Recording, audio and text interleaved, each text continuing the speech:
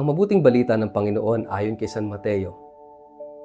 Kaya't maging handa kayo, dahil hindi ninyo alam kung kailan darating ang inyong Panginoon.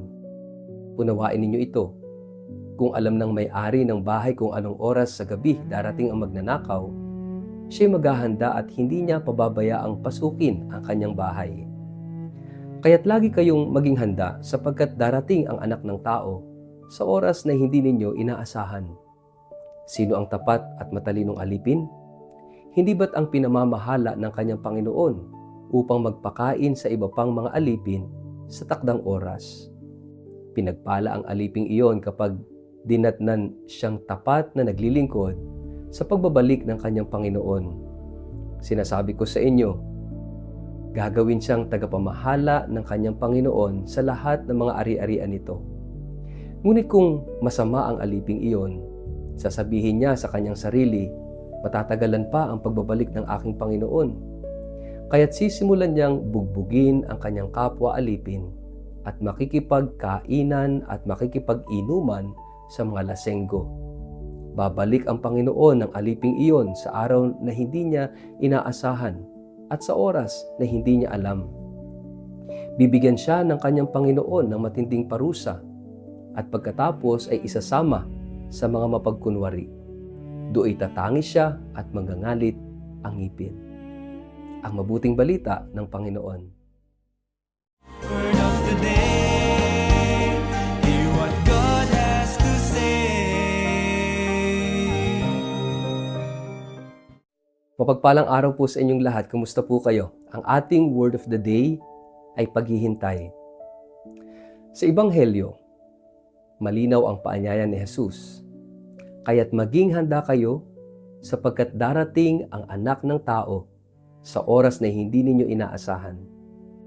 Ang mga salitang ito ay maaring magbigay sa atin ng larawan ng isang taong gising sa gabi, nagbabantay at naghihintay sa pagdating ng kanyang Panginoon. Ngunit ang paghihintay na itinuturo ni Jesus ay hindi isang paghihintay na walang ginagawa. Ito ay paghihintay na puno ng pananampalataya, katapatan, pagtitiis at pag-asa. At napakaganda na ang Ebanghelyong ito ay ating pinagninilayan kaugnay ng paggunita kay Santa Monica. Isang babaeng ang malaking bahagi ng kanyang buhay ay ginugol sa paghihintay sa katuparan ng kanyang mga panalangin. Kaya nga yung word of the day ay paghihintay. Lahat tayo ay may hinihintay. May naghihintay ng magandang trabaho, may naghihintay ng paggaling, may naghihintay ng pagkakataong makapagsimulang muli, may naghihintay ng sagot sa isang mahalagang desisyon, may naghihintay na maghilom ang sugat ng isang relasyon, may naghihintay sa pagbabalik ng isang mahal sa buhay, may magulang na naghihintay na magbago ang kanyang anak, may asawa na naghihintay na maayos ang kanilang pagsasama. May taong matagal nang nananalangin, ngunit hanggang ngayon ay tila walang sagot ang Diyos. At marahil ang pinakamahirap sa paghihintay ay hindi lamang ang haba ng panahon. Ang pinakamahirap ay ang hindi natin alam kung kailan matatapos ang paghihintay. Kung may darating ba o wala. Ganito ang sinasabi ni Jesus sa Ebanghelyo. Hindi ninyo alam kung anong oras darating ang inyong Panginoon.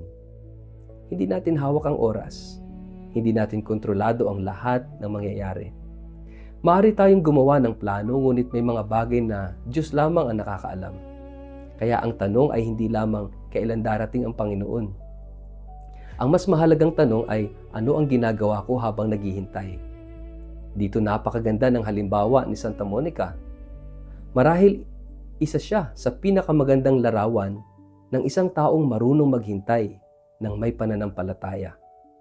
Ang kanyang anak na si San Agustin ay lumayo sa pananampalatayang itinuro sa kanya ng kanyang ina. Naghanap siya ng katotohanan sa iba't ibang filosofiya at paraan ng pamumuhay. Bilang isang ina, tiyak na masakit para kay Monica na makita ang kanyang anak na lumalayo sa landas na nais niya para rito. Maari sana siyang sumuko, maari sana niyang sabihin, wala na akong magagawa. Ngunit patuloy siyang nanalangin, umasa, nagtiis at naghintay. At hindi maikling paghihintay ang pinagdaanan ni Monica. Mga taon ng panalangin, mga taon ng pagluha, mga taon ng hindi pagkakita sa sagot na hinihingi niya. Ngunit ang mahalaga ay hindi lamang kung gaano katagal siyang naghintay. Ang mahalaga ay kung paano siya naghintay. Hindi niya ginawang dahilan ng katahimikan ng Diyos upang tumigil sa pananalangin. Hindi niya ginawang dahilan ang pagkadismaya upang mawala ng pananampalataya. Ang kanyang paghihintay ay naging isang uri ng panalangin. Ang kanyang mga luha ay naging panalangin. Ang kanyang pagtitiis ay naging panalangin. Ang kanyang patuloy na pag-asa para sa kanyang anak ay naging panalangin. Marahil ito rin ang kailangang marinig ng ilan sa atin ngayon. Hindi lahat ng panalangin ay agad sinasagot. May mga biyayang tila dumarating kaagad, ngunit mayroon ding mga biyayang kailangan nating hintayin, at kapag matagal ang paghihintay, maaari tayong matuksong isipin na hindi tayo naririnig ng Diyos. Maaari nating itanong, Panginoon, ilang taon na akong nagdarasal? Bakit wala pa ring nangyayari? Ngunit ang katahimikan ng Diyos ay hindi nangangahulugang wala siyang ginagawa. May mga pagkakataong habang hinihintay nating baguhin ng Diyos ang isang sitwasyon, tayo pala ang unti-unti niyang binabago sa pamamagitan ng paghihintay. Ang paghihintay ay maaaring maging paaralan ng pananampalataya o school of faith. Dito natin natututunang hindi lahat ay kontrolado natin. Dito natin natututunang magtiwala kahit hindi malinaw ang susunod na mangyayari. Dito natin natututunang manalangin hindi lamang kapag mabilis ang sagot, kundi kahit tahimik ang Diyos. Dito natin natututunang sabihin, Panginoon, hindi ko alam kung kailan, hindi ko alam kung paano, ngunit nagtitiwala ako sa iyo. Ngunit ang paghihintay na Kristiyano ay hindi pagiging passive. Ito ang mahalagang mensahe ng Ebanghelyo. Nagkwento si Jesus tungkol sa tapat at matalinong lingkod na patuloy na ginagawa ang kanyang tungkulin habang wala ang kanyang Panginoon. Hindi siya nakaupo lamang at nakatingin sa pintuan. Patuloy siyang naglilingkod. Ibig sabihin, habang hinihintay natin ang sagot ng Diyos, meron tayong dapat gawin ngayon. Habang naghihintay ka ng pagbabago sa iyong pamilya, patuloy kang nagmamahal. Habang hinihintay mong magbago ang iyong anak, patuloy kang manalangin at maging mabuting magulang. Habang naghihintay ka ng paggaling, gawin mo ang kaya mong gawin ngayon. Habang hinihintay mong buksan ng Diyos ang isang pinto, maging tapat ka muna sa pintuang bukas sa harapan mo. Ito ang tunay na pagbabantay na hinihingi ni Jesus. Hindi ito pamumuhay sa takot na baka biglang dumating ang Panginoon. Ito'y pamumuhay ng tapat ngayon upang anumang oras siya dumating, matagpuan niya tayong ginagawa ang nararapat. Ang taong handa sa pagdating ng Diyos ay hindi kinakailangang alam kung kailan siya darating. Ang taong handa ay iyong tapat habang naghihintay. Sa kabilang banda, ipinakita rin ni Jesus ang isang lingkod na nagsabing, matatagalan pa ang aking Panginoon. At dahil akala niya ay matagal pa, nagsimula siyang abusuhin ang kanyang kapwa at mamuhay na parabang hindi nababalik ang kanyang Panginoon. Napakahalagang babala nito. Kapag iniisip nating marami pa tayong panahon, maari nating ipagpaliban ang mahalagang bagay. Bukas na ako magbabago. Sa susunod na ako hihingi ng tawad. Kapag may oras na ako, saka ako magdarasal. Kapag tumanda na ako, saka ako seseryosohin ng Diyos.